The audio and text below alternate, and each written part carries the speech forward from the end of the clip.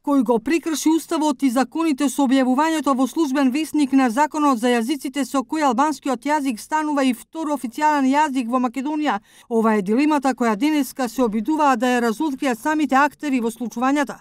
Собранишкиот спикер Џафери, кој ги испрати двата укази и за законот за јазиците и за законот за ратификација на договорот со Преспа, без подпис на Иванов, но со објаснување зошто го сторил тоа, вели дека шефот на државата, Иванов, ги побркал ломците, бидејќи не може да покрене постапка против законодавната власт. Од постапката за донесување на закон, постојано и во континуитет сум тврдел дека само во рамките на постапките и процедурите кои што се пропишани во Уставот и Деловникот.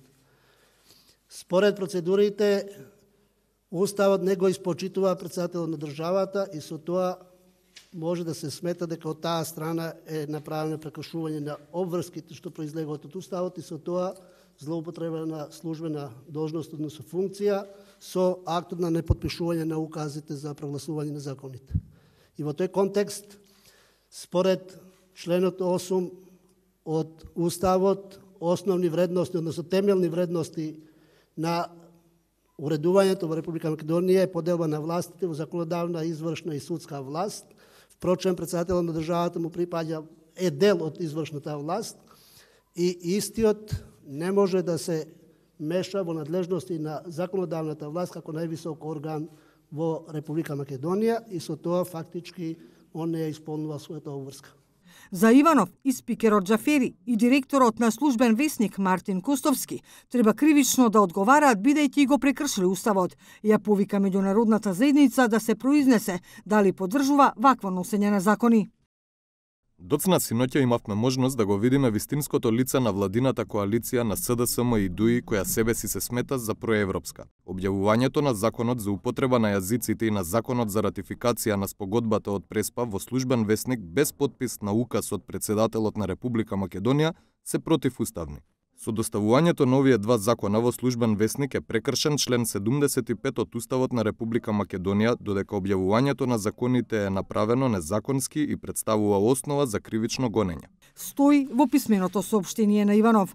Кривична пријава против Џафери и Костовски најави и опозицијската ВМРО ДПМН. Од СДСМ пак контра, Уставот не е прекршен. ДУИ го поздрави објавувањето на законите во службен весник. Незаконското објавување на законите е злоупотреба на службената должност и е казниво согласно член 353 од Кривичниот закон на Република Македонија.